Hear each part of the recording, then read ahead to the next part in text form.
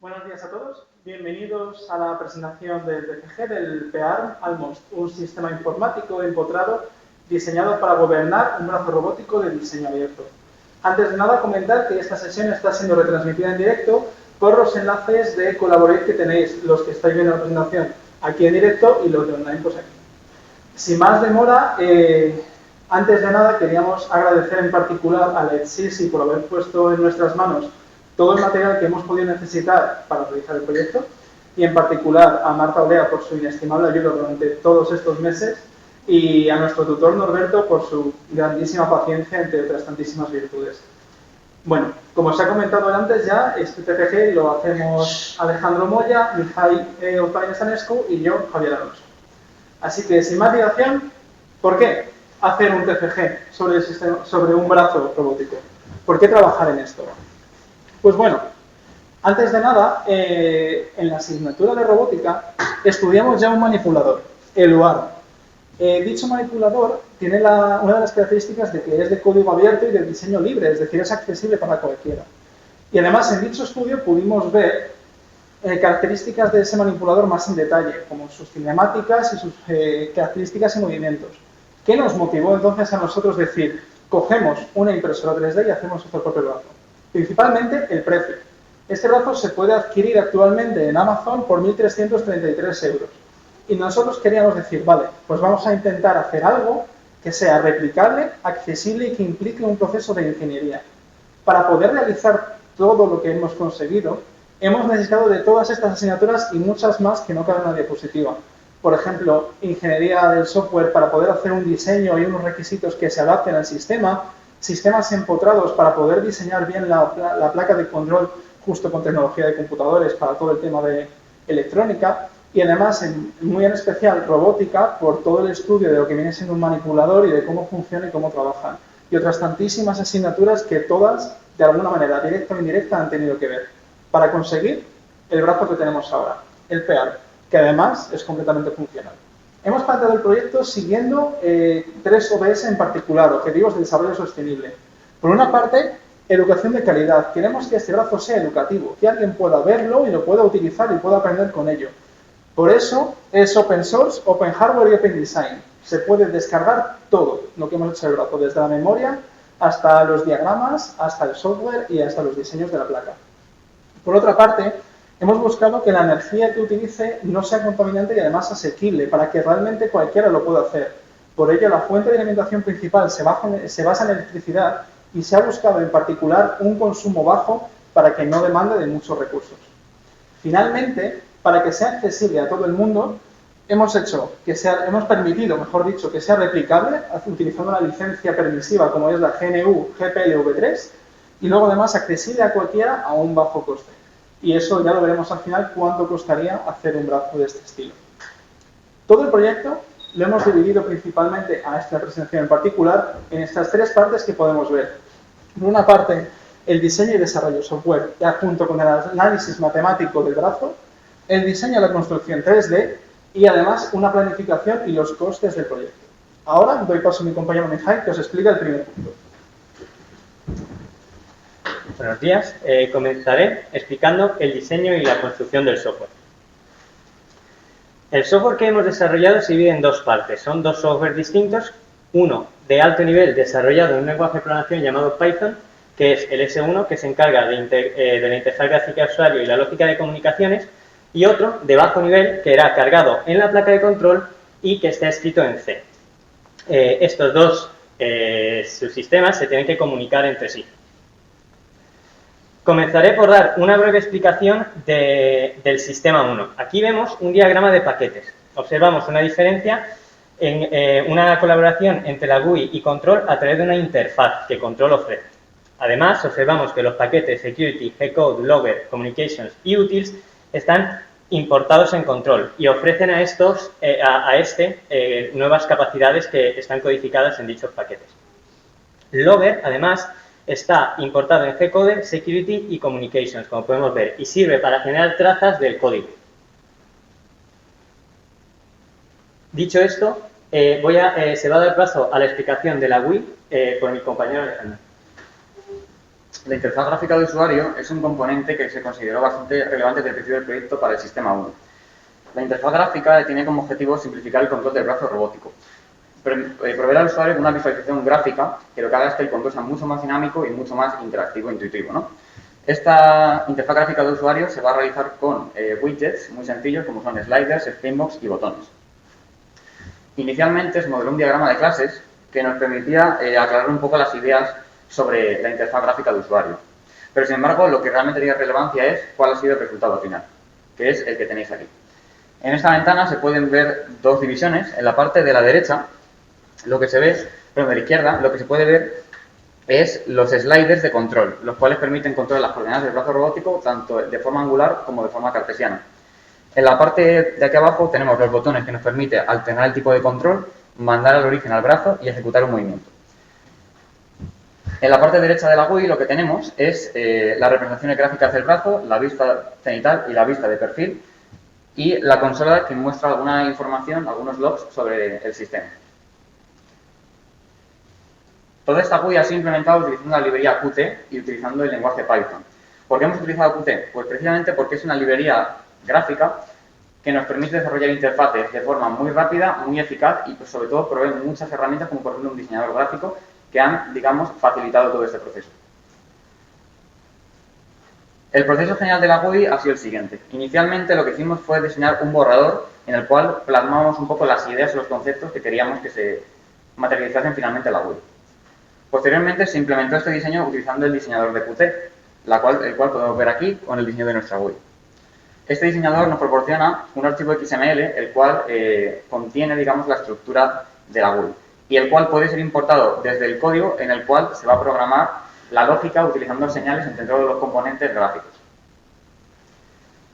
La GUI es una parte esencial, sin embargo, sin tener una lógica, digamos, que esté detrás de la GUI, que interaccione con la PCB, no habría servido de nada. Entonces, el paquete control es el que proporciona a la interfaz gráfica una interfaz, digamos, para interactuar con la lógica, de la cual os va a hablar Mijail ahora mismo. Para poder explicar la lógica de funcionamiento, comenzaremos explicando cómo funciona el pseudolenguaje de comunicación. El pseudolenguaje de comunicación que hemos decidido emplear se basa en G-code, que es un lenguaje que se emplea en procesos CNC e impresoras 3D y que permite de manera sencilla enviar movimientos, órdenes de movimientos y recibir posiciones. Por ello, y dado que el ámbito de la CNC y las impresoras 3D se relaciona en ese aspecto con nuestro proyecto, hemos decidido usar G-code. Observamos que realmente lo que ha hecho el equipo de desarrollo es coger una serie de órdenes del G-code que es mucho más amplio que solo estas cuatro, pero concretamente las órdenes G sirven para mandar movimientos y recibir posiciones, las órdenes M sirven para hacer peticiones desde el sistema 1 al sistema 2, las órdenes I sirven para el handshake inicial entre los dos dispositivos y las órdenes J sirven para mandar errores desde el S2 al S1 y confirmar que ciertas acciones se han realizado de manera correcta. Observamos aquí el formato general de una orden G.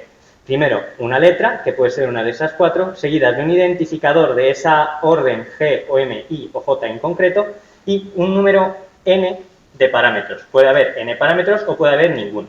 Aquí abajo, además, podemos observar tres ejemplos de órdenes G válidas. G0, observamos, tiene 3 parámetros con 3 números, sin embargo, M124 no tiene parámetros. Lo que hemos querido representar aquí es que ya que el sistema de comunicación es a través de la UART, estas órdenes se tienen que convertir a un array de bits, el cual cabe destacar que tiene que ser reconstruido en S2 para volver a generar esa orden y poder ser interpretado. Ahora bien, voy a entrar en detalle sobre los paquetes que el equipo de desarrollo ha considerado más importantes en este desarrollo. Primero está el paquete control, el cual atiende instrucciones de la GUI. Es decir, en la GUI el usuario mete unos datos y al pulsar el botón de ejecutar movimiento, estos datos son llevados al paquete control. Además, el paquete control envía la orden de movimiento y controla los movimientos, es decir, está pendiente de que los movimientos se realicen en el S2 de manera correcta. Por otro lado, también genera pulsos. El equipo de desarrollo genera un sistema de pulsos para que los dos sistemas sepan que siguen en conexión. Si los pulsos se interrumpen, el sistema 2 entiende que ha habido una parada en la conexión y desautentica al sistema 1. Hablaremos ahora de security. Aquí observamos que este paquete autentica a S2 y genera el mensaje del pulso. El pulso se manda desde control, pero el mensaje que va dentro del pulso se genera en el paquete security, aquí. Por último, hablaremos del G-code.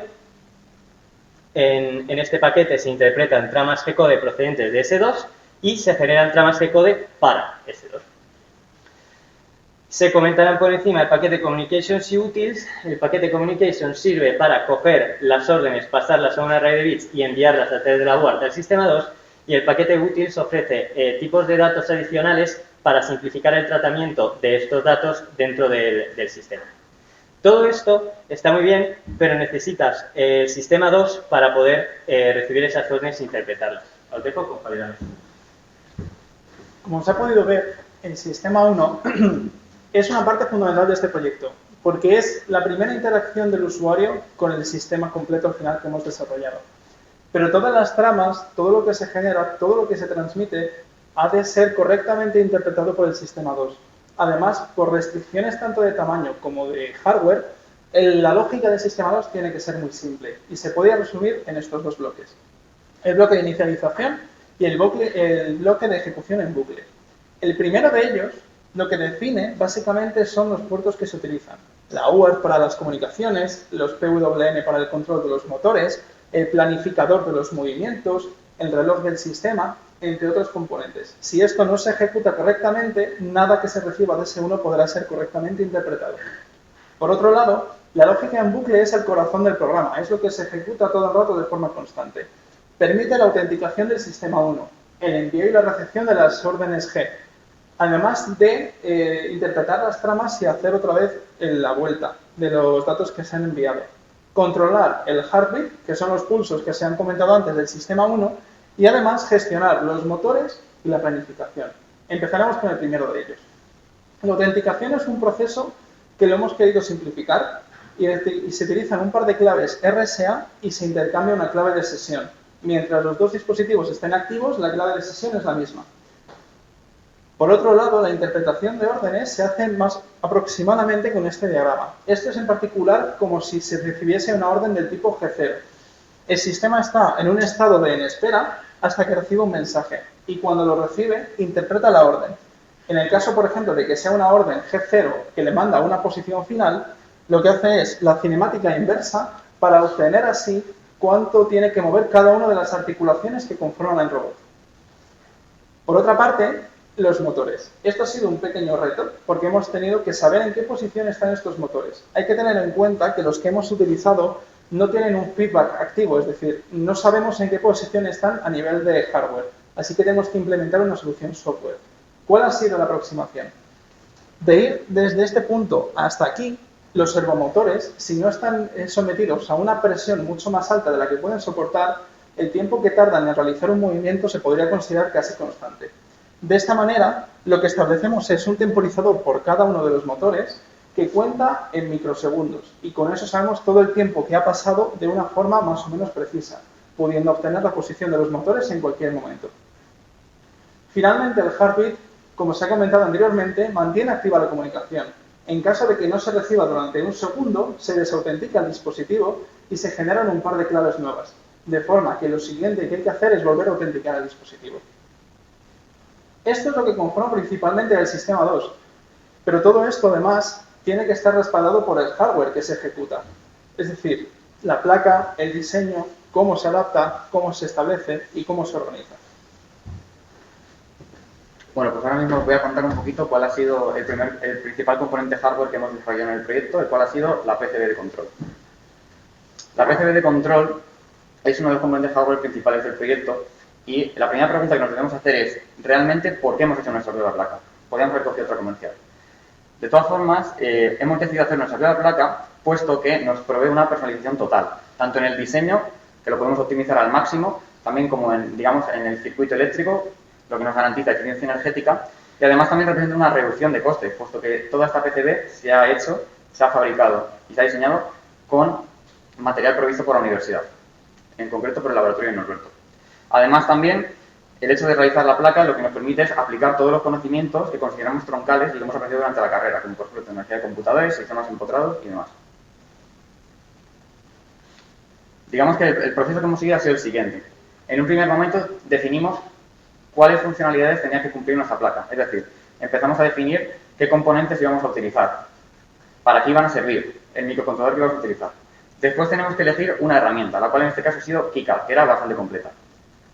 Posteriormente diseñamos un diagrama esquemático con la herramienta Schematic Layout. Este diagrama esquemático se transforma en un diagrama físico utilizando la herramienta PCB-New. Y utilizando este diagrama físico se puede construir la PCB, la cual es esta que tenéis aquí. Entrando un poco en detalle, el diagrama lógico es un diagrama esquemático de alto nivel, el cual representa las relaciones lógicas entre los componentes, sin tener consideraciones físicas.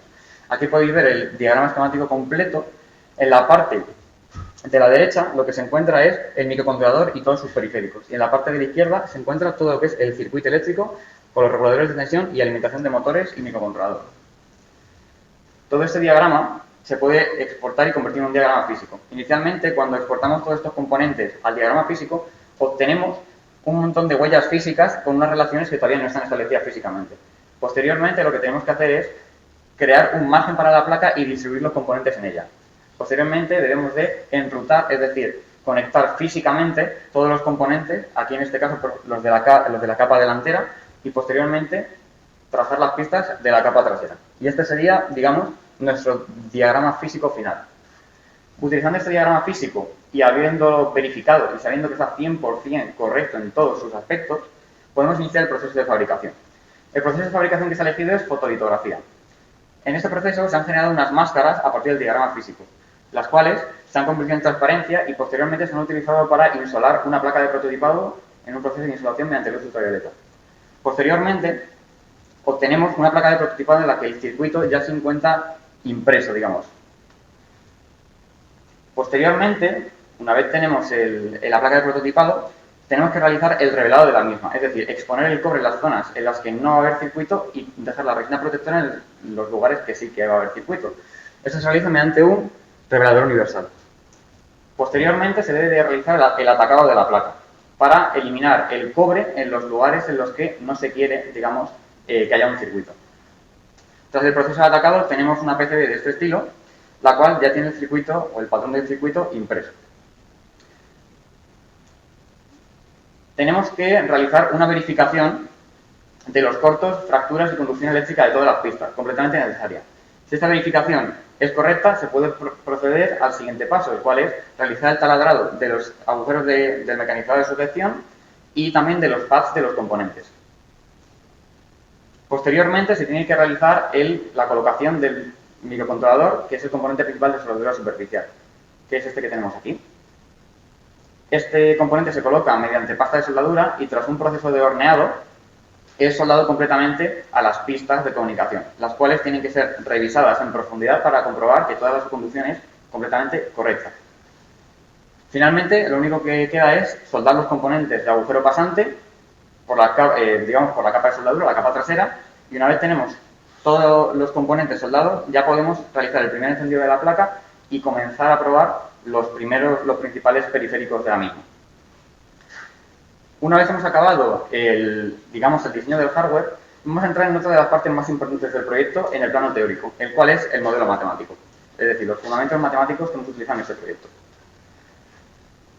Los fundamentos matemáticos son completamente necesarios, puesto que aportan una base formal para realizar cálculos a la hora de generar movimientos y demás en el brazo robótico.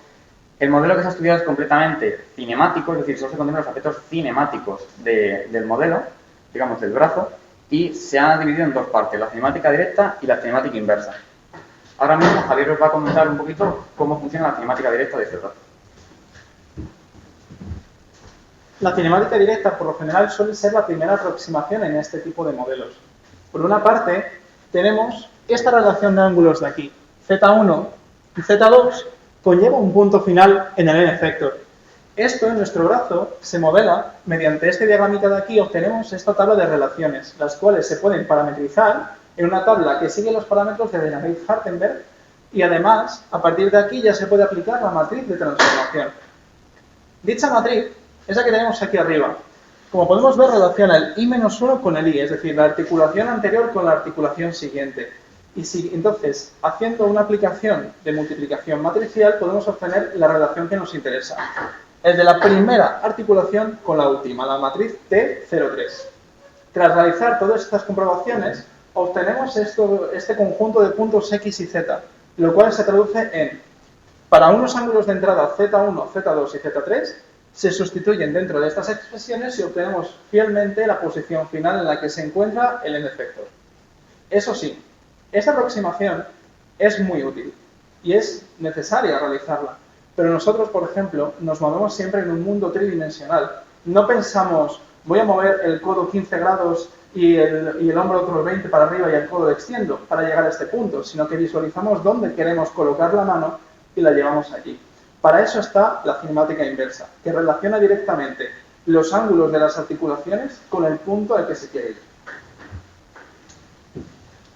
Tal y como ha dicho mi compañero Javier, la cinemática inversa es el modelo cinemático que nos permite, dado un punto cartesiano, obtener la combinación de ángulos de las articulaciones que se necesitan para llegar a ese punto.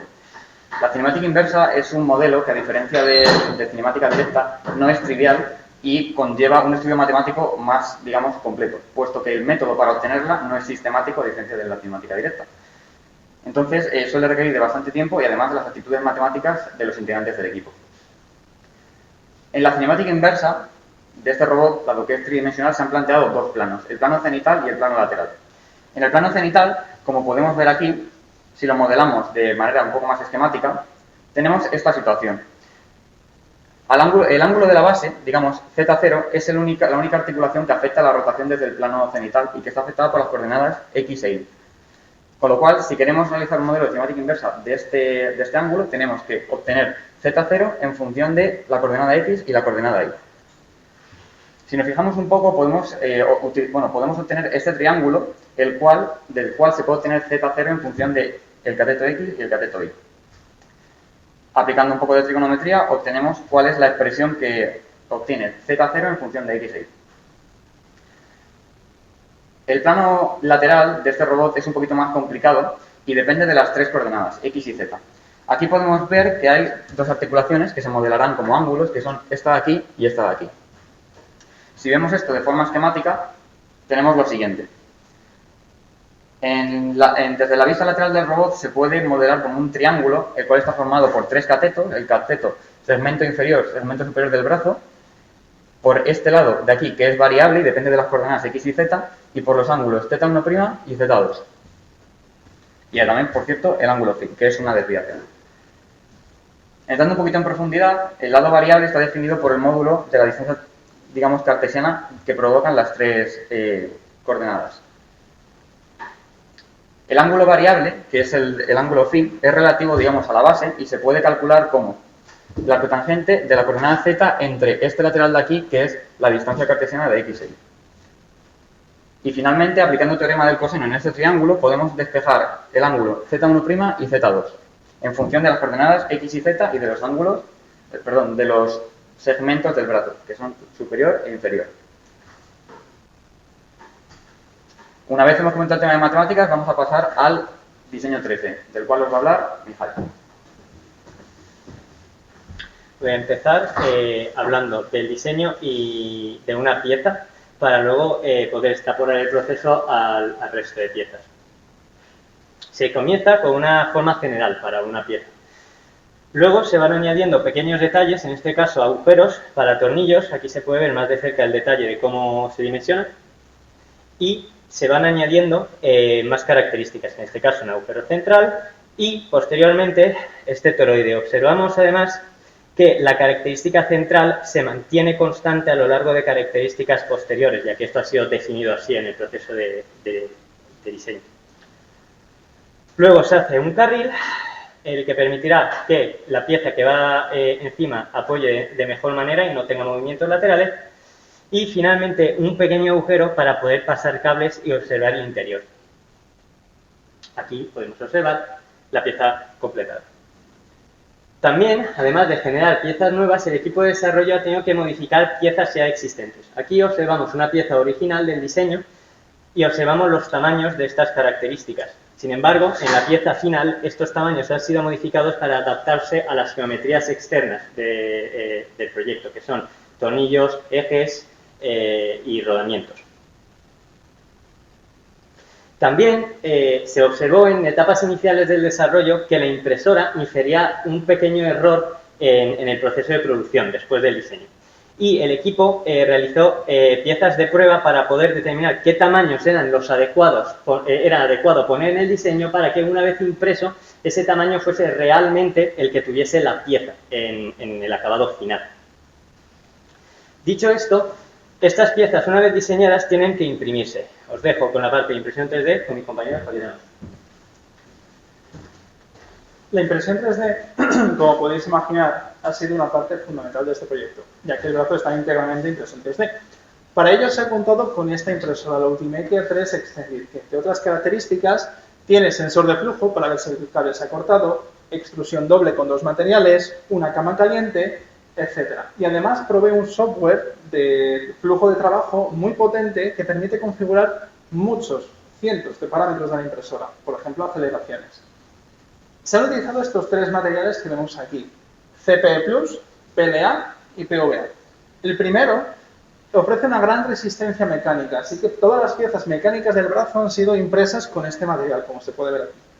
El segundo, por su parte, es un material que es muy resistente en estático, así que todas aquellas piezas que no tenían previsto un movimiento o no tenían movimiento entre ellas, como la caja del brazo, están impresas en este material. Y finalmente, el PVA no es un material de impresión propiamente dicho, sino de soporte. Como se puede ver aquí, estas piezas tienen un tejado. Ese tejado, digamos que si la impresora imprime por encima, pues el plástico cae y no se apoya sobre nada. El PVA subsana este problema porque es hidrosoluble. Así que imprime por encima y luego desaparece cuando lo metes en agua. Ahora, ¿cuál ha sido el problema de esto?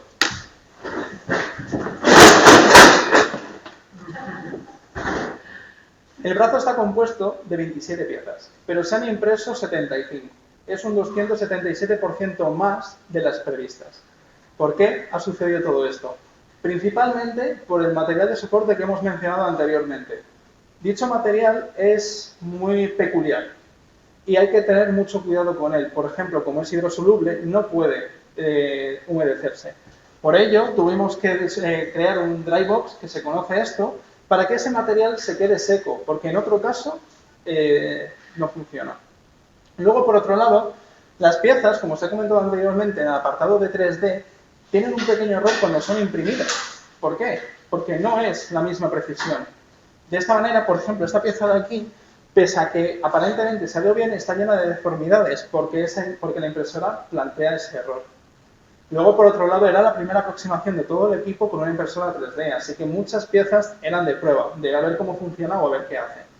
Y además, finalmente, el material de la impresora 3D, cuando vino al principio, estaba en mal estado y estaba un poco expuesto. Eso provocó que en un momento dado los cabezales de la impresora quedaran bloqueados y se formase una bola de PVA y de CPE+, teniendo incluso que comprar un extrusor nuevo y volviendo a hacer las impresiones casi desde el inicio.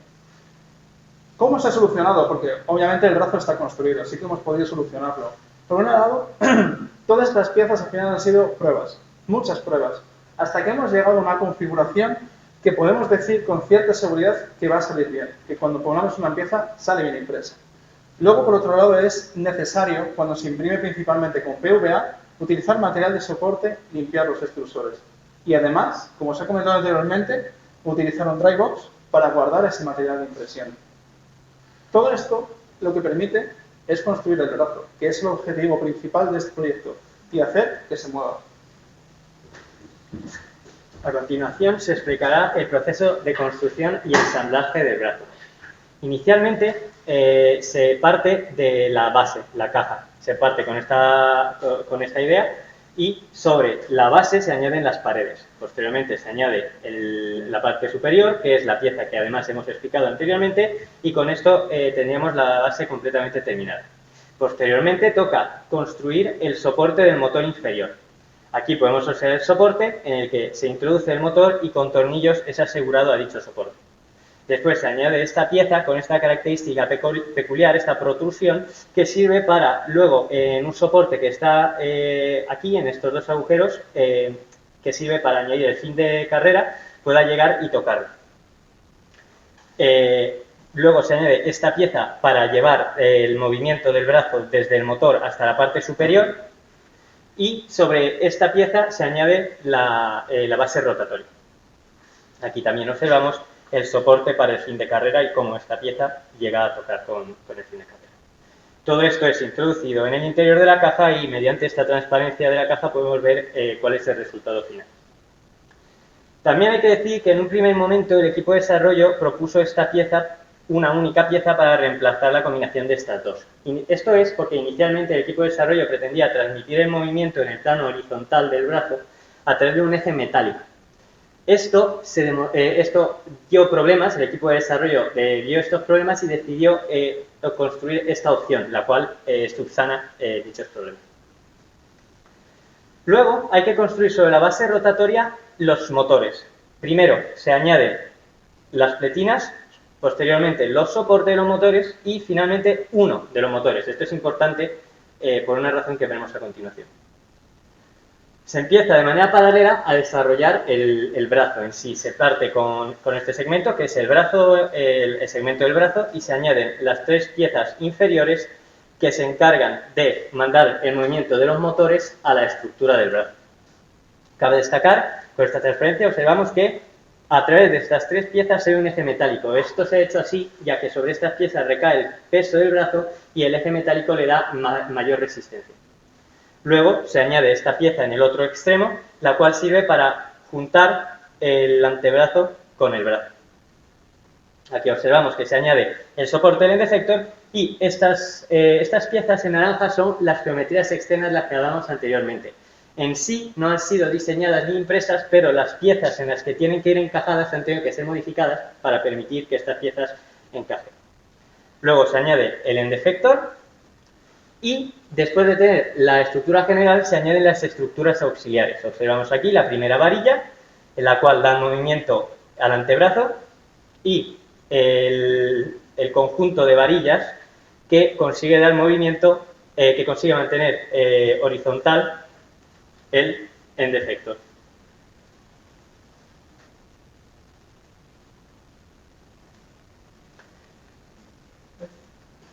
Bueno, estoy teniendo un pequeño problema técnico con el mando. Vale, ahora vamos a observar por qué era importante la característica del motor. La característica del motor era importante porque hay que introducir el brazo. Y aquí observamos que introducimos el brazo y finalmente este queda asegurado en posición al colocar el segundo motor. Aquí observamos que cuando aseguremos los dos motores con tornillos, el brazo quedará fijo entre medias y estará listo para empezar a realizar movimientos. Dicho esto, vamos a seguir con la parte de planificación y costes. Este es el diagrama de Gantt inicial que el equipo de desarrollo propuso. Observamos que en las etapas iniciales del proyecto aparece completar el anteproyecto y la presentación de la convocatoria para las becas, las ayudas económicas que se dieron para proyectos de fin de grado. Posteriormente, una fecha muy importante es el 15 de marzo, ya que el 15 de marzo se dio comienzo a... empezó el problema nacional del COVID-19 y aquí empezó la etapa de confinamiento nacional. Observamos que la etapa de confinamiento nacional paró y el desarrollo de hardware, el desarrollo de los diagramas lógicos y el diseño e impresión. Cabe destacar que entre el último día de esa etapa y el primero de la etapa final hay un lapso de tiempo muy grande en el que no hay constancia documentada del tiempo, debido a lo que ocurrió por el tema del coronavirus. Finalmente observamos que el equipo de desarrollo planteaba en las etapas finales hacer desarrollo de la memoria y tener la memoria terminada antes del 26 de junio para poder presentar en julio. Evidentemente, como estamos a 30 de octubre, esto parece que no ha sido posible. Bien, pero no ha sido lo único que ha afectado el tiempo de desarrollo. Como ha dicho mi compañero anteriormente, otros contratiempos han sido problemas de impresión. Las piezas, hay varias piezas que han tenido que ser impresas de varias veces antes de conseguir una pieza satisfactoria. Falta de material. El equipo de desarrollo, tras volver a la universidad el 1 de julio, se quedó sin material de impresión. Y hasta que no se pudo comprar otro, no pudieron ser impresas piezas, ya que no había material. Entonces hubo un parón en el proceso de impresión. Las placas iniciales tuvieron muchos defectos. Se observan aquí varias placas que no fueron satisfactoriamente construidas por problemas en las concentraciones del ácido que debería derretir el cobre. También modelos matemáticos imprecisos, es decir, el equipo de desarrollo tuvo que ir mejorando un modelo matemático hasta que ese se adaptase al funcionamiento real del brazo. Aquí observamos un pequeño resumen. El comienzo documentado del desarrollo es el 6 de febrero y pasaron 38 días hasta el 15 de marzo que dio comienzo el tema del confinamiento. Luego pasaron 108 días hasta el 1 de julio, que es cuando el equipo de desarrollo pudo volver a la universidad. Esto es el 40,4% del tiempo de desarrollo total del proyecto se pasó el confinamiento. Y esto es importante porque en ese tiempo el equipo de desarrollo no podía realizar labores de producción ni de la placa ni de las piezas. Finalmente, volviendo el 1 de julio, pasaron 121 días hasta hoy, que es el 30 de octubre, y esto implica el 45,5% del tiempo total en trabajo presencial.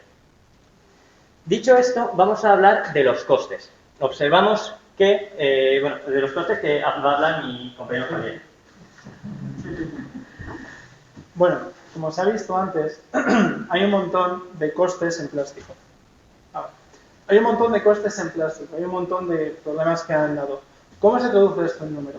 Pues bueno, por una parte, no sé si se verá bien, pero se ha gastado 1,85 kilogramos de PLA, que es el material que hemos dicho que es el estático.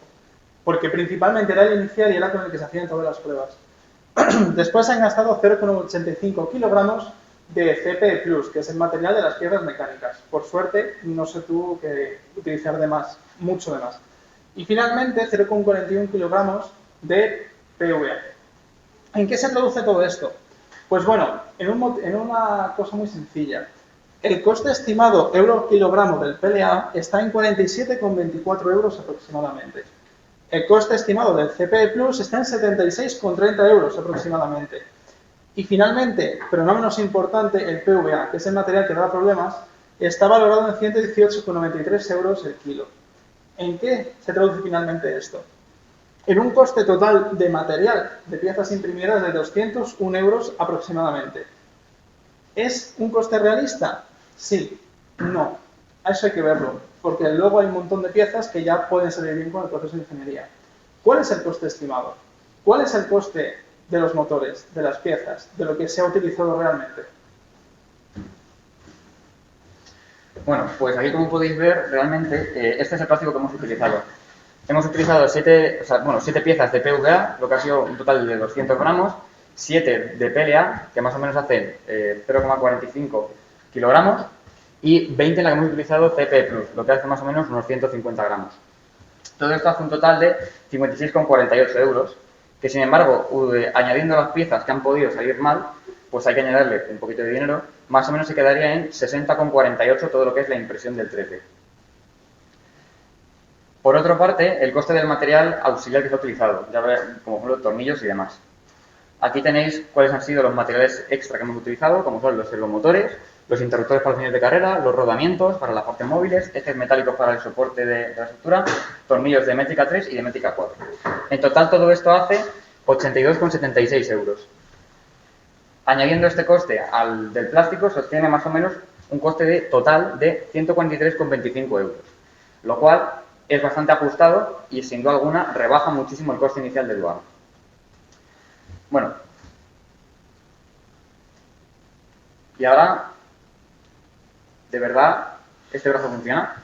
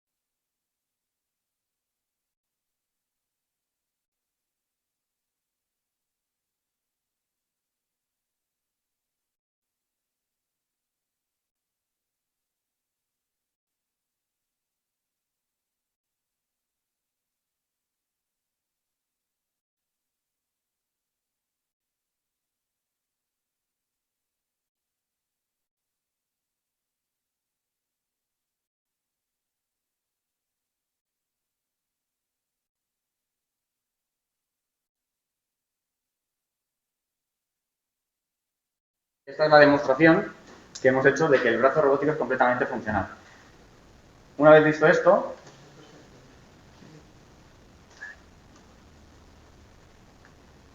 un segundo que estamos con los problemas técnicos, ¿vale? Vamos a comentar un poco en relación con la demostración, las líneas futuras y posibles mejoras que se nos han ocurrido para este proyecto. Inicialmente las líneas futuras, digamos, pues cuando comenzamos el proyecto no teníamos mucha idea de qué podíamos mejorar. Sin embargo, a lo largo del desarrollo del proyecto, debido al crecimiento profesional y personal también, se nos han ocurrido bastantes ideas que se podían aplicar y que sin duda alguna mejorarían muchísimo el valor del producto. Entre estas mejoras podemos destacar la construcción de la estructura del brazo a mayor escala utilizando aluminio u otro tipo de material más resistente que el plástico. También, en consecuencia, se tendría que realizar el estudio matemático del modelo dinámico, el cual estudiaría, digamos, pues cómo las fuerzas afectan al movimiento del brazo. Y sobre todo, sería de interés si vamos a desplazar cargas de un peso moderado. También introducir una descripción de trayectorias, puesto que desde un primer momento se pensó, pero finalmente no ha sido posible. En relación a las comunicaciones, se está planteando implementar control en tiempo real y también conexionado inalámbrico para facilitar al usuario todo lo posible la labor de control. También, otra de las ideas que aportaría mucho valor al brazo robótico es la de añadir en efectos, es decir, digamos, accesorios al extremo del brazo, como por ejemplo pinzas, cámaras, inyectores, para que sus funcionalidades pues, fueran más amplias.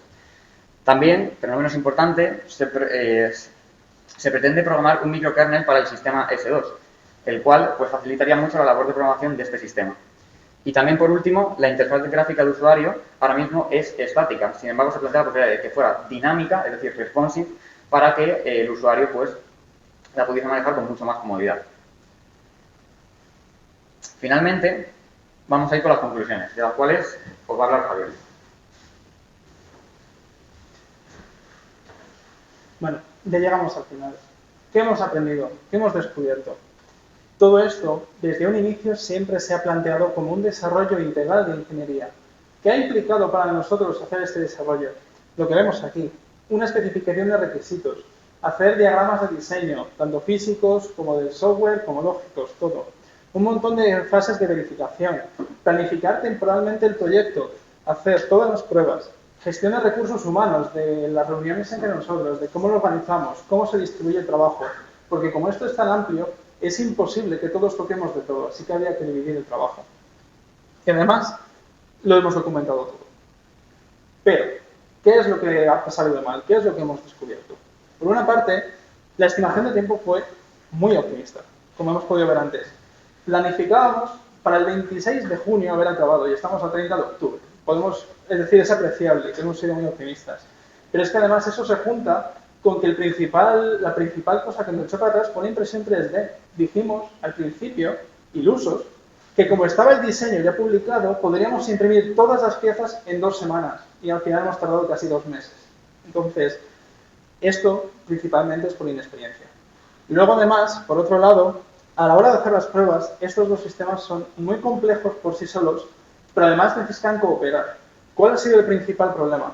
Con todas estas placas que han salido mal y que han tenido problemas, todo el software que se iba desarrollando en el sistema 1 estaba limitado. Todas las pruebas eran teóricas, todos los planteamientos eran teóricos, hasta que no se pudo unir los dos sistemas y probar lo que se estaba haciendo, no se pudo ver que en efecto estaba bien diseñado y estaba bien programado. Y esto nos retrasó muchísimo. Estas últimas pruebas las hemos hecho en el mes de septiembre principalmente. Y además, por otro lado, todas estas etapas de este proyecto de ingeniería requieren de mucha atención y de mucha verificación, como he comentado antes. Como hemos visto antes, tenemos 5 placas defectuosas. Entonces, hasta llegar al modelo final, hasta que hemos podido llegar a una placa como estas de aquí, que están perfectas, que no tienen fallos, que funcionan a la primera, ha habido un montón de procesos de verificación, de repasar, de comprobar de nuevo qué es lo que hemos hecho y qué es lo que se ha hecho mal. Entonces, es un proceso muy tedioso, pero muy necesario, porque en un momento dado, una mala verificación podría implicar volver a hacer el proyecto casi desde cero. ¿Qué recomendamos? Si alguien quisiera hacer este brazo por sí solo, porque es la idea inicial, que alguien pueda replicar este proyecto por su cuenta. Por una parte, hacer el brazo a escala, hacerlo más grande. Actualmente el brazo, como se ha visto, es pequeño. Y eso tiene el problema de que la impresión 3D no es precisa. Entonces, los agujeros pequeños de precisión siempre tienen un error. Haciendo el brazo a la escala, suponemos y asumimos con cierta seguridad que ese error va a ser casi despreciable, que las piezas van a poder encajar bien y que se va a tener que hacer menos proceso de refinar. O si no, encargar el brazo a un servicio de reprografía 3D, que si alguien no quiere replicar, le mande esto a otra persona que maneje las impresoras 3D y que lo pueda gestionar. Por otro lado, la PCB encargarla a un servicio profesional como PCBWay. De esta manera, toda la parte de verificar los cortos, de poner los componentes y de soldar, se puede saltar completamente. Llega una placa, como estas de aquí, lista para conectar en el brazo y para ser utilizada, lo cual, a la hora de ahorrar tiempo, es primordial. Aquí hemos dejado a modo de curiosidad un enlace directo a la placa, que ya puede ser directamente encargada y ya podría ser impresa y traída. Y bueno, este ha sido todo el proyecto. Esperamos que os haya gustado.